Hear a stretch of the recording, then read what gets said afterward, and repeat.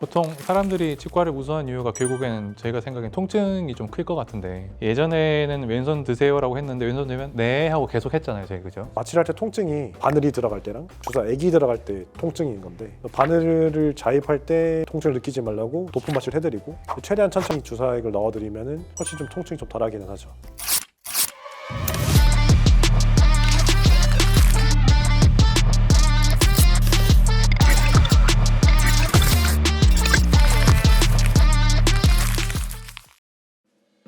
안녕하세요, 치과의사 김기영입니다.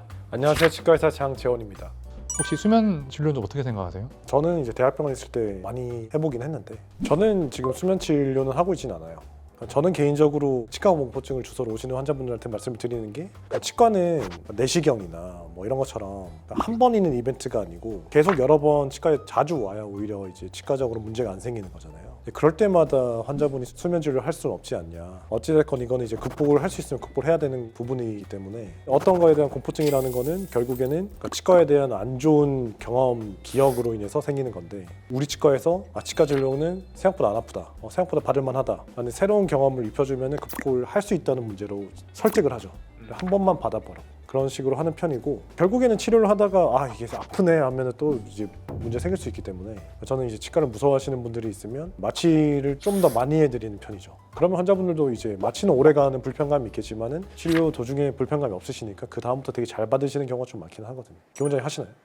저도 뭐 대세에 따라서 해야 되나라는 생각은 좀 하고 있는데, 사실은 조금 위험하지 않나라는 생각이 저는 좀 지배적이라서 아직은 하고 있지 않습니다. 저는 수면 진료를 좋아하지 않습니다.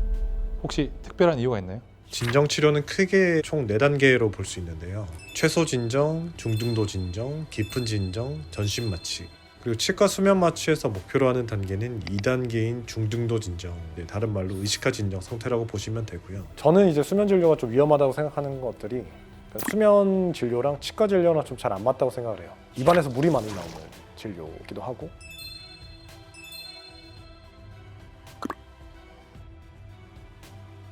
이게 문제가 될 때는 의도치 않게 깊은 진정으로 넘어가거나 호흡, 심혈관계 등의 문제가 생겼을 때라고 보시면 되는데요.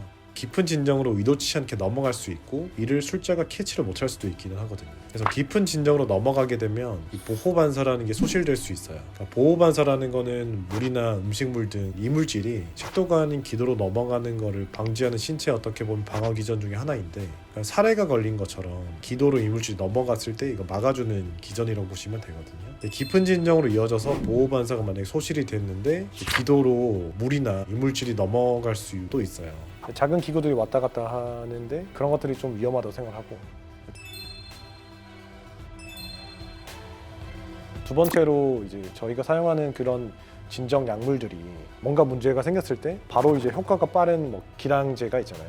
저희가 이거를 약물로 진정의 정도를 조절을 하는데, 체중 등을 계산해서 정해진 용량을 조심히 이렇게 사용을 한다고 하고, 그리고 진정을 바로 깨워주는 기량제가 있다고 하지만 수면 진료라고 하는 게 완전히 안전한 것은 아닙니다. 그런 것들을 놔서 바로 괜찮아질 수 있다, 진정됐다가 바로 그게 회복될 수 있다라고 그걸 믿고 진료를 하지만, 저는 개인적으로 솔직히 말씀을 드리고 싶은 게, 이게 만약에 수면 진료를 했다가 환자의 어떤 그런 바이탈에 문제가 생겼을 때 정말 전문적으로 대처할 수 있는 치과 의사가 몇 없다고 생각하거든요. 수면 진료를 하는 치과 중에서.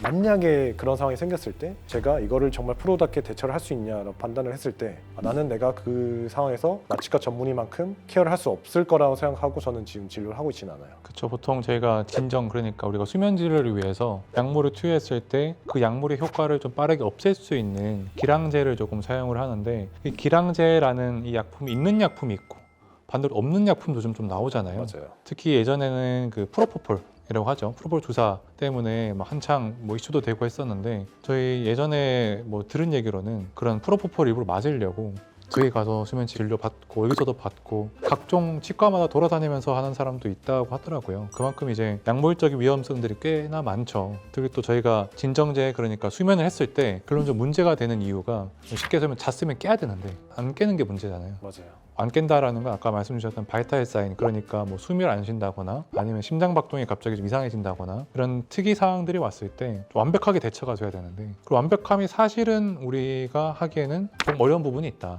맞아요. 뭐 물론 그런 것들을 잘 대처하실 수 있는 원장님들도 계시겠지만, 그렇죠.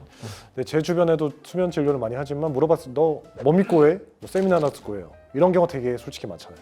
맞아요. 그래서 저는 제가 자신 없는 거는 저는 안 하는 편이라 혹시나 이제 그런 상황이 생겼을 때 제가 책임질 수 없을 것 같아서 저는 아무리 좀 무서워하시는 분도 수면 진료 없이 그냥 일단은 제가 최대한 안 아프게 잘 해드릴 테니까 저희 치과에서 한번 치료 한번 받아보셔라 라고 권유를 좀 해드리는 편이기는 하죠. 맞습니다. 최근에 또 의료사고도 좀 있었고요. 뭐 이게 제가 알기로 매스컴에 이렇게 뭐 엄청 공론화되지는 않았는데 수면 진료하고 나서 수면 상태가 깨지 않아서 그대로 안타깝게 돌아가신 분도 있으시고 치과 의사들은 알겠죠 아마. 그런 일도 꽤 많으니까 그런 이런저런 위험함 때문에 저희는 아직 안 하고 있지 않죠, 그죠? 저도 대학병원에서 했을 때는 마취 쪽을 되게 전담하시는 분들이 계셨기 때문에 그분들이 계속 옆에서 봐주시고 저는 치과 진료만 하고 이렇게 했지만 제가 아는 지금 현재 수면 진료를 하는 치과들의 실태들은 그러진 않잖아요. 맞습니다. 그래서 어떻게 보면 우리가 치과 공포를 극복하는 제일 좋은 방법은 수면 진료보다는 좋은 기억으로 덮어주기가 아닐까 싶습니다, 그죠? 다음에는 좀 더 유익한 내용으로 돌아오겠습니다. 치과의사 김기영이었습니다.